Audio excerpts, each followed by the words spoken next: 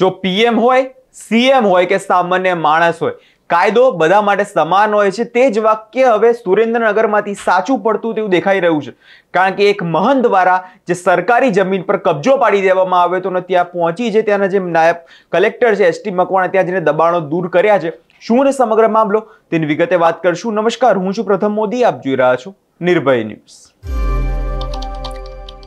સુરેન્દ્રનગરના નાયબ collector ST Makwana દ્વારા સુરેન્દ્રનગરમાં ગેરકાયદેસર જમીનો સામે આક્રમક મૂડમાં છે અને હવે ચોટીલા ડુંગર તળેટી વિસ્તારોમાં દુકાનોના નડતરરૂપ દબાણને દૂર કરવામાં આવ્યા છે. જેમાં તળેટી વિસ્તારમાં આવેલ નવગ્રહ મંદિરના કમ્પાઉન્ડમાં આવેલ 3 માળનું બિલ્ડિંગ જે છે તોડી પાડવામાં આવ્યું. તેના કારણે હવે મામલો ગરમાયો છે. મહંતના સરકારી જમીન ખાલી કરવા માટે 2 વાર નોટિસ આપવામાં આવી હતી, પરંતુ તે જગ્યા ખાલી કરાવવા જતા ત્યાં મોટી બબાલ થઈ છે.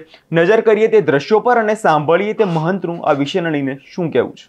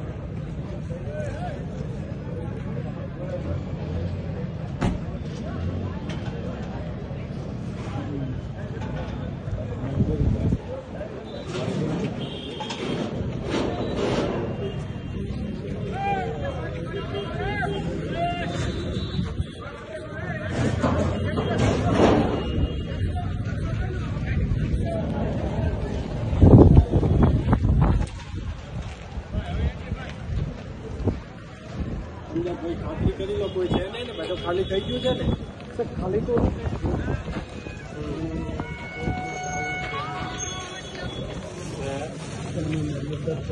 કઈ કોર્ટમાં દાવો છે કોઈ સ્ટે ઓર્ડર? કઈ જોઈ લો, કોઈ ખાલી સ્ટે ઓર્ડર છે મામલાદાર? લા જોઈ લો.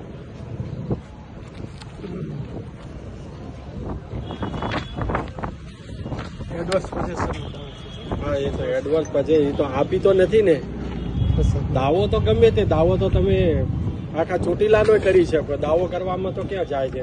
કોઈ સ્ટે ઓર્ડર હોય કે કોઈ અમને એ બાબતની કોઈ નોટિસ પણ નથી આપવા. નોટિસો તો 12 મહિનાથી આપેલી છે.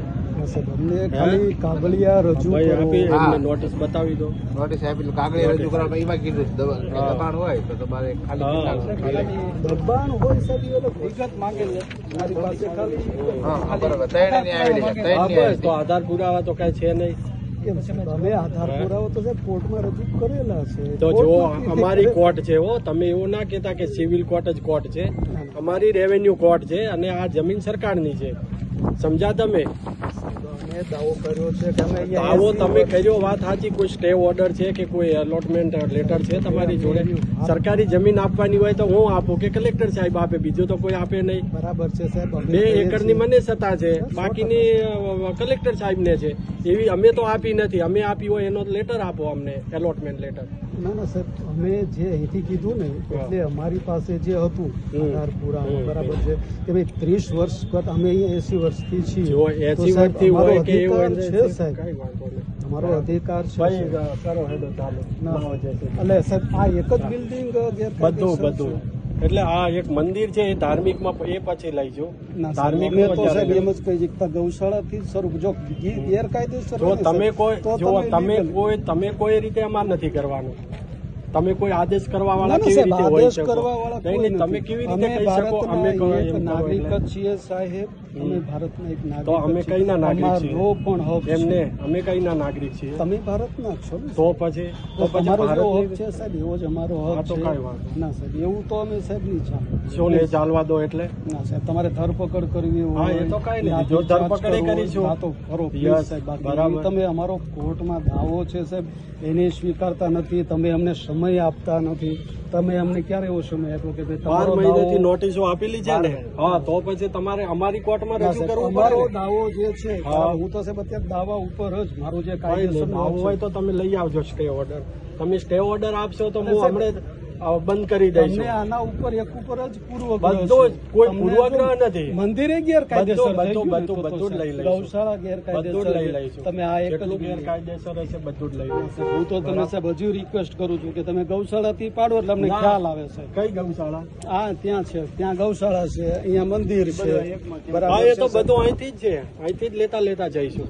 ત્યાંથી જ શરૂઆત ના ના, કરો, તમે please, કોઈ અહીંયાથી ના કરાય. ના, ના. બરાબર અમે છે. તો તમને જો ખાસ સાહેબ વિનંતી કરી છે. JCB હેડો, આપણે કોઈ ટાઈમ વેસ્ટ કરવા નથી. ના ના ના, બરાબર પ્લીઝ સાહેબ અમે રિક્વેસ્ટ કરીએ છીએ હજુ.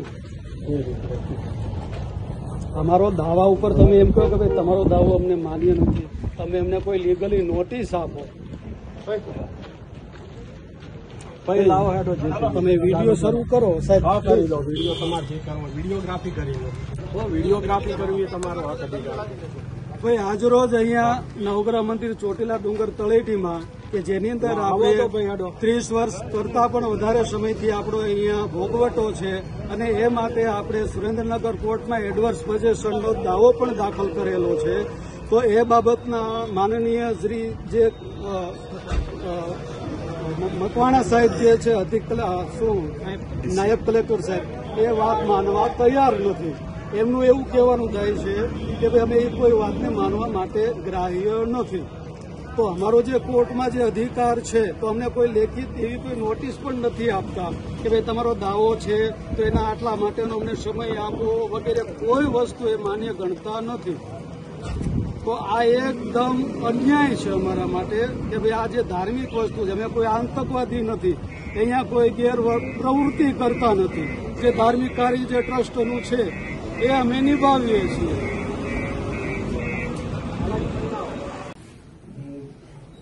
જય માતાજી, જય માતાજી, ઓમ નમો નારાયણ.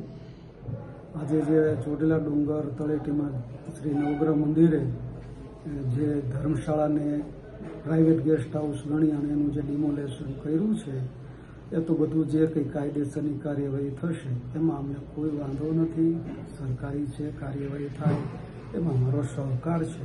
પરંતુ હાલ અમને બધા પૂજારીઓને અહીંયા ચોટીલા પોલીસ સ્ટેશનમાં ડિટેન કરેલા છે. તો અમારે ત્યાં પૂજા આજની જે સંધ્યા આરતી જે છે એ સંધ્યા આરતી બાકી છે. તો અમે ત્યાં સમાચાર મોકલાવ્યા SDM સાહેબને, મામલતદાર સાહેબને. તો એ લોકો એવું કહે છે કે જ્યાં સુધી કાર્યવાહી પૂરી નહીં થાય ત્યાં સુધી કોઈ પૂજારીને પણ છોડવામાં નહીં આવે અને આરતી પણ કરવા દેવામાં નહીં આવે. તો આ તો એક અમારા ઉપર એક અન્યાય છે. આજે સોમનાથ ટ્રસ્ટ હોય, દ્વારકા ટ્રસ્ટ હોય તો એના સંચાલિત જે કોઈ ધર્મશાળા હોય ત્યાં દાન લેતા હોય ને બધું લેતા હોય તો એ કોઈ પ્રાઇવેટ ગેસ્ટ હાઉસ ન થઈ જાય. તો આવી રીતે એક ટ્રસ્ટ સંચાલિત કે જ્યાં દાન લેવામાં આવે છે, દાનની રિસીપ આપવામાં આવે છે, એને આ લોકો અત્યારે મીડિયા અંદર એવી રીતે ચગાવે છે કે આ લોકો ત્યાં ભાડું લે છે. દાન શબ્દ એ લોકો ડાયવર્ટ કરી અને ભાડા ઉપર લઈ જાય છે. તો આની એક ઊંડી તપાસ થવી જોઈએ કે ખરેખર ટ્રસ્ટ સંચાલિત છે કે પ્રાઇવેટ ગેસ્ટ હાઉસ છે. અને એ મુદ્દો અત્યારે સાઈડમાં રાખીએ. અમારી તો ખાલી અત્યારે એ જ વાત છે કે ભાઈ ત્યાં અત્યારે અમને આરતીનો જે સમય છે ઘણો વીતી ગયો છે તો 2 પૂજારીઓને પોલીસ સાથે ત્યાં લઈ જવા દેવામાં આવે અને ત્યાં એક આરતીનું જે અમારું જે ધાર્મિક કાર્ય છે એ પૂરું કરવા દેવામાં આવે. જય માતાજી, ઓમ નમો નારાયણ.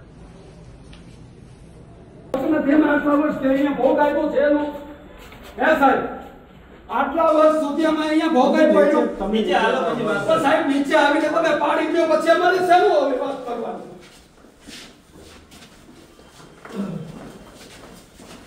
આ તો એકદમ સર્વ પ્રત્યાશાહી થઈ ગઈ સાહેબ તમારી. અમે કઈ છે કે અમે કોર્ટમાં દાવો કર્યો છે તમે અમારી કોઈ વાત સાંભળવા તૈયાર નથી. અને અમે કોઈ એવી પ્રવૃત્તિ કરીએ છીએ સાહેબ. કોઈ પ્રવૃત્તિ અમે ક્યાં કીધું પણ અમારો સરકારી છે એટલે ખાલી કરવું છે. પણ સાહેબ તમારું સરકારી છે, અમારો અધિકાર છે સાહેબ. 7 વાગે ને ઘડી 7 વાગે.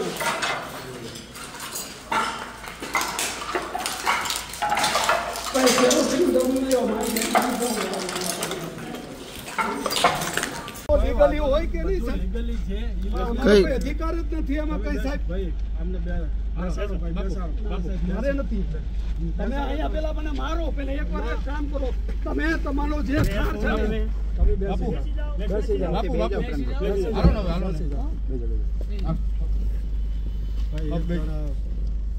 સાઈડમાં બેસી જાઓ.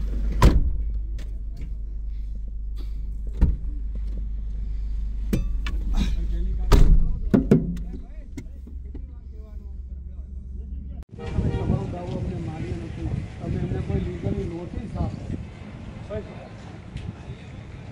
કઈ લાવો હેડો ચાલુ કરો હા કરી લો વિડીયો તમારે જે કરવો વિડીયોગ્રાફી કરી લો વિડીયોગ્રાફી કરવી તમારો હક છે. ભાઈ આજ રોજ અહીંયા નવગ્રહ મંદિર ચોટીલા ડુંગર તળેટીમાં કે જેની અંદર આપણે 30 વર્ષ કરતાં પણ વધારે સમયથી આપણો અહીંયા ભોગવતો છે અને એ માટે આપણે સુરેન્દ્રનગર કોર્ટના એડવર્સ પ્રદેશનો દાવો પણ કરેલો છે. તો એ બાબતના માનનીય શ્રી જે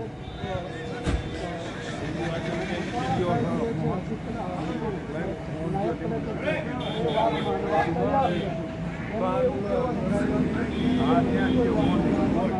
તૈયાર નથી. તો અમારો જે કોર્ટમાં જે અધિકાર છે તો અમે કોઈ નોટિસ પણ નથી આપતા તમારો દાવો છે એને આપવા માટેનો સમય આવવો વગેરે કોઈ વસ્તુ તો આ એને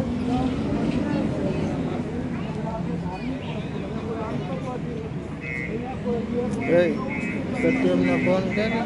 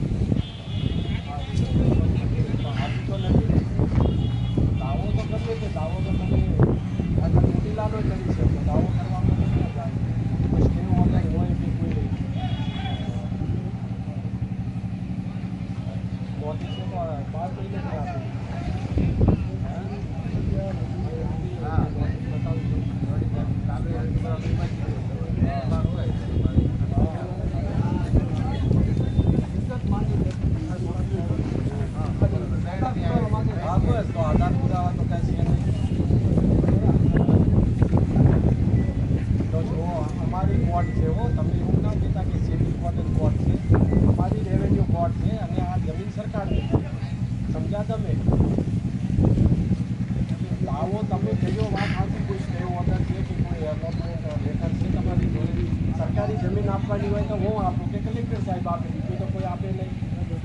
જે એકરથી બની શકાશે બાકીની કલેક્ટર સાહેબને છે એ અમે તો આપી નથી. અમે આપી હોય એનો લેટર આપો અમને એલોટમેન્ટ લેટર.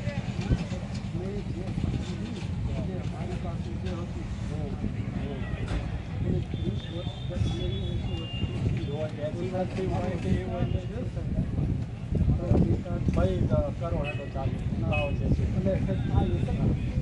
બધું એટલે આ એક મંદિર છે એ ધાર્મિકમાં પણ એ પછી લઈશું ધાર્મિકનું અત્યારે